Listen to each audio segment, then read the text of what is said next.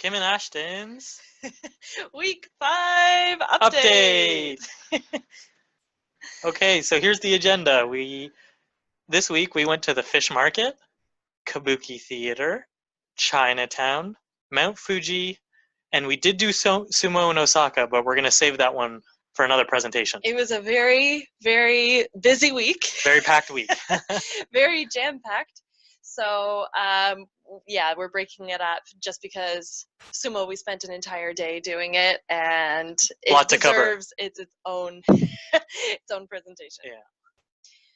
All right, so first this week we went to the Tsukiji fish market, which was a lot of fun. We actually went around 10 o'clock in the morning, and there were plenty of people on the streets, although we're told that if you go earlier in the day, there are even more people.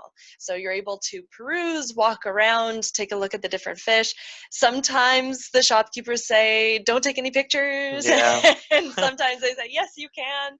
So most of them are really great sports. Yeah.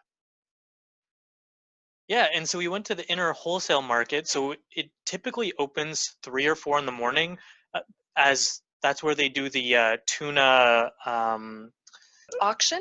That's it. Yeah. So 3 or 4 in the morning, people line up and watch. We didn't go there. We came in around. Yeah, we slept in.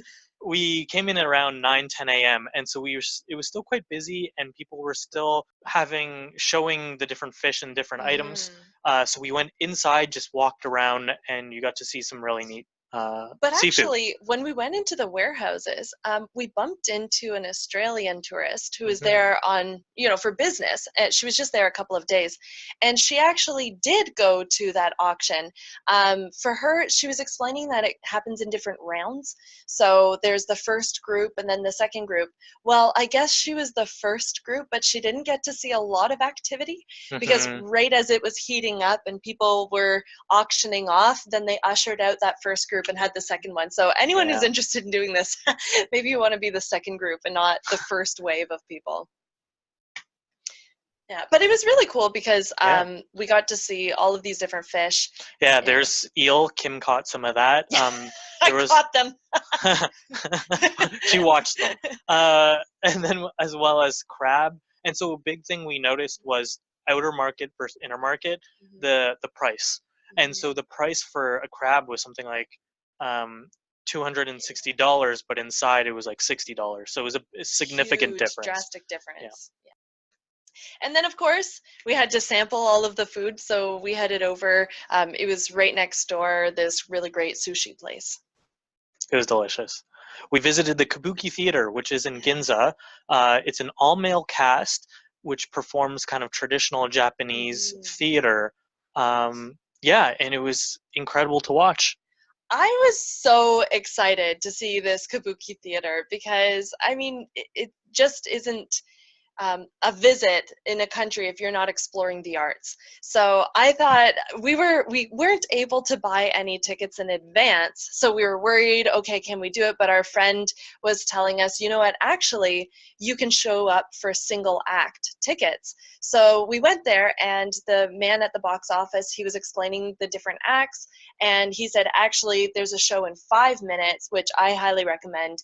And I'm glad he did, because it had so many different costumes. It had the face painting, and the main actor, it was a story of deception, so he kept switching his costumes and deceiving everyone. It was just awesome. Yeah, and in terms of what we got to see, the lighting itself was pretty consistent. However, what really changed was the singing, the dancing, as well as the movements and the acting was pretty interesting to see. And so we should backtrack a little bit.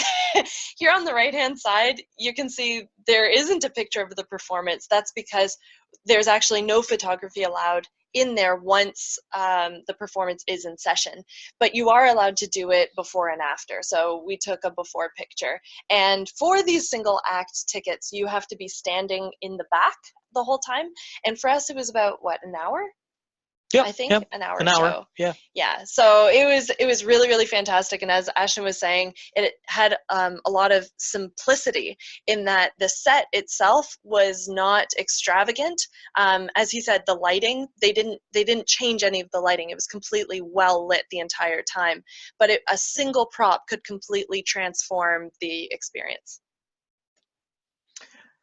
Next up, we did get to visit Yokohama, and so we went to Chinatown with Asuka, one of Kim's friends from university undergrad, and we got to have lunch with her family, and it was a lot of fun. So the Chinatown was actually pretty big. There are many blocks, probably one of the biggest Chinatowns I've ever been to, and of course it's kind of like a Japanese take, but there are many Chinese immigrants that now live there and serve food and lots of different products, Chinese products. Yeah, so we hadn't planned on visiting Chinatown, but as we said, we were just piggybacking off of our friends whose family was all gathering there. And I'm so glad we went. We had a great brunch. We were able to walk around, sample all of the free food. And we were near the water near the port, so it was really nice to kind of walk around the boardwalk. Yeah, and then we've ended up the day, we finished off in Yokohama, just going on some different rides and taking in the sights. Yeah, the roller coaster was a lot of fun. Yeah. And so one of the highlights of the week, Mount Fuji. Take a look. It was an incredible experience. I think we were extremely fortunate that the day we decided to go, it was very sunny. Overcast, because sometimes you risk not being able to see the summit. It was just a perfect day to go. Very clear bluebird day, and we were fortunate because we were thinking about it the week before, but it had started raining and we wouldn't have seen anything. So we really lucked out. Yeah, we really lucked out. So again, we met up with our friend Imka, and we rented a car for the day, and were able to drive a portion. Actually, Ashton was able to drive. Yeah, I got to drive on Mount Fuji, which was pretty sweet. One really neat road area, you drive on the road and they've actually cut grooves into the ground, and when you drive over it for about 50 meters or so, it actually plays a song. So it was really cool. If you drive at the right speed limit, you'll be able to hear this entire song play from beginning to end. Yeah, so we got to hear Mount Fuji sing. So it was really cool is that we not only just got to snap some pictures, but we got to experience Mount Fuji in a few different ways. So the first one was we drove up. Now, we weren't able to drive all the way up to the summit, especially because it's the off season, right? So you can hike it if you want, but at your own risk. So if people hike it, they need to notify the officials. Because if a search party has to be issued for you, then you'd be paying the bill. You have to make sure that there are people on call. And there was quite a bit of snow still, so we didn't actually get to go up to the highest level, but we went to the second highest, and it was still a fantastic highest level view for driving. Yeah. And it was a very windy day. Pretty cold. It was really cold up there, but we got an awesome view. And then after that, we went to the pagoda, which is really famous.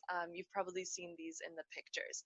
It was just too early to see the cherry blossoms, but I think we still got a spectacular view. And actually, this was the highlight for me because it was warm.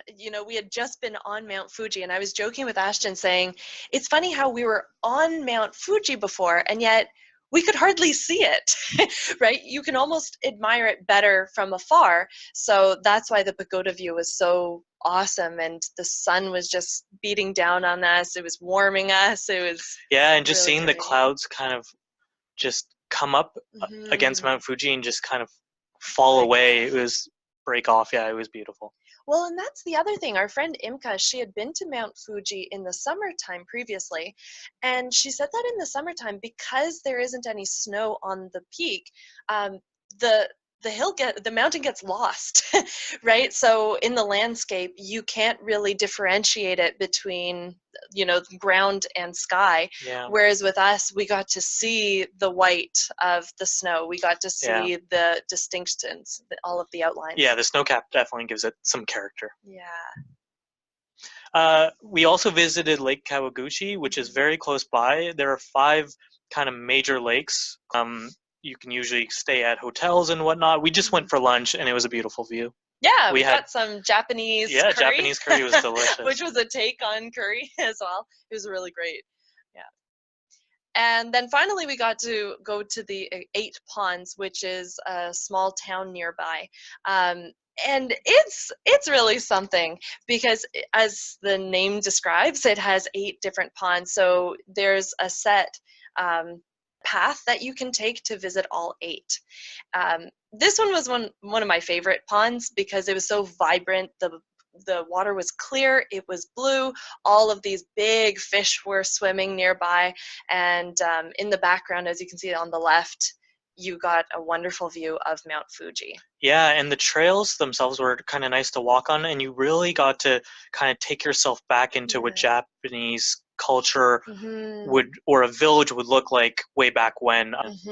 Yeah, it was really quite something.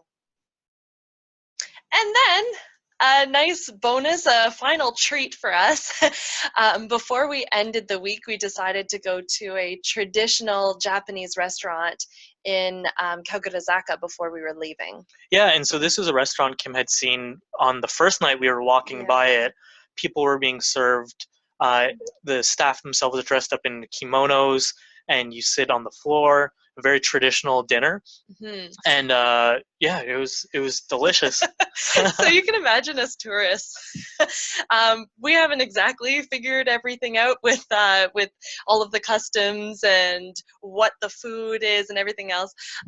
So we were being completely waited upon here. They waited on us hand and foot. They took our coats, they took our shoes, they made sure that we had everything. They'd spoon out, ladle out exactly what we were going to eat for soup. And we had, a 7-course meal. So it was this really awesome, extravagant meal. And it was well done.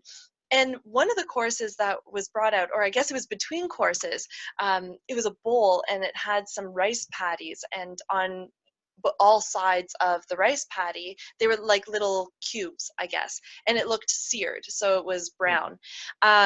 And so Ashton is much faster at chewing than I am. So I was finishing off my last course, and as soon as this one was brought out, the lady, she had left to go get the next round to get some soup.